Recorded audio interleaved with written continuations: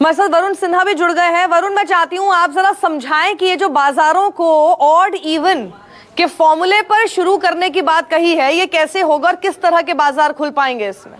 देखिए, market association ने पहले जो प्रस्ताव भेजा था उसमें कहा था कि मान लीजिए मार्केट के अंदर 100 दुकानें हैं, तो 100 दुकानें में दुकानदार ये तय करेंगे कि 50 दुकानें जो हैं वो ए ब्लॉक की आधी खुलेंगी, बी ब्लॉक की आधी खुलेंगी, यानी कि टोटल 100 में से दुकानें 50 एक दिन खुलेंगी, 50 अगले दिन खुलेंगी। इस हिसाब से ऑड इवन के हिसाब से अपने हिसाब से कहीं ना कहीं बांटना होगा व्यापारियों को और उन्हीं को बताना होगा कि हम लोग क्या चाहते हैं। दूसरी बात, सरकार भी एक पॉलिसी बनाने की सोच रही है, उसमें नंबरिंग देगी। अगर नंबरिंग मान लीजिए एक दुकान को 1 नंबर दिया गया, 2 नंबर दिया गया, उसके आधार पर भी सरकार हो सकता है ये कहे कि आपको नंबरिंग के आधार पर ऑड इवन के हिसाब से दुकानों को खोलना है।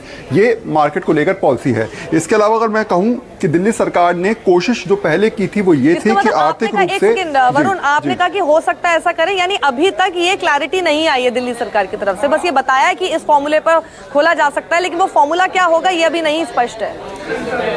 देखिए, सरकार लगातार पहले भी, क्योंकि सरकार को उम्मीद नहीं थी कि शायद हो सकता है कि एमएचए की तरफ से उनको इतनी छूट दी जाए। अब क्योंकि ये स्पष्ट हो गया है कि सरकार को ये सब कर सकती है, सरकार स्टेट गवर्नमेंट के पास अधिकार आ गए हैं, ऐसे में अब सरकार की जिम्मेदारी है कि वो किस तरीके से कैसे इन तमाम चीज़ों को जो है वो नई तरीके से शुरू करती है। पहली बात, व्यापारियों से बात की जाएगी। दूसरी बात, कहीं ना कहीं व्यापारियों को समझाया जाएगा कि ऑड इवन का पालन कैसे करना है और क्या उसके लिए गवर्नमेंट रूल्स और रेगुलेशन बनाए या फिर व्यापारी संघ अपनी तरफ से कोई प्रस्ताव भेजे, उसको गवर्नमेंट जो है इंप्लीमेंट करे। ये तमाम चीज़ें हैं जो कल तक क्लियर हो जाएंगी। लेकिन हाँ, ये ज़रूर है कि जो बड़े मार्केट है, चाहे लाजपत नगर की बात करें, सरोजनी नगर की बात करें, करोल बाग की बात करें, ये तमाम बड़े मार्केट जो हैं वो अब ऑड इवन के हिसाब से खुलते हुए आपको नजर आएंगे।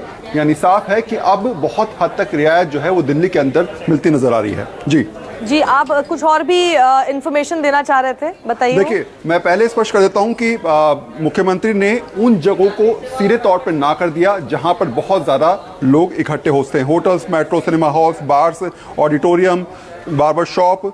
और इसके अलावा जो सबसे इम्पोर्टेंट पार्ट है, मुख्यमंत्री ने कहा कि हम चाहते हैं कि जितने भी इंडस्ट्रियल एरिया हैं उनको ओपन किया जाए, यानी कि आर्थिक रूप से दिल्ली किसी भी कीमत पे रुकनी नहीं चाहिए, रेवेन्यू हर कीमत पे आना चाहिए। पैसा जो लगातार दिल्ली परेशानी में है, दिक्कत में है, उससे उभरने के लिए अब दिल्ली सरकार ने स्पष्ट तौर पे कह दिया कि ऑफिसेस शुरू करें, कम संख्या के साथ शुरू करें।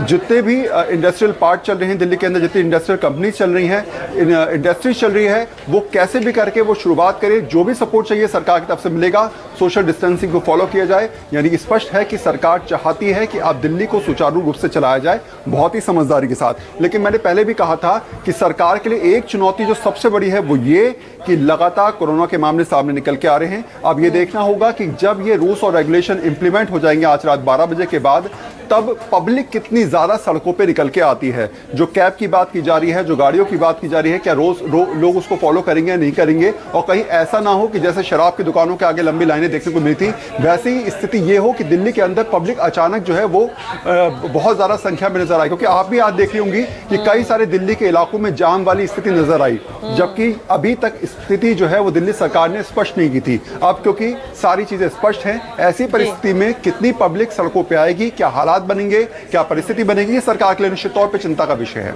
जी वरुण, शुक्रिया इस पूरी जानकारी के लिए आपका। तो अरविंद केजरीवाल ने अपनी गाइडलाइंस जो दिल्ली के लिए होंगी वो बता दी हैं, लगातार हमारे चैनल पर वो आपको दिखती रहेंगी।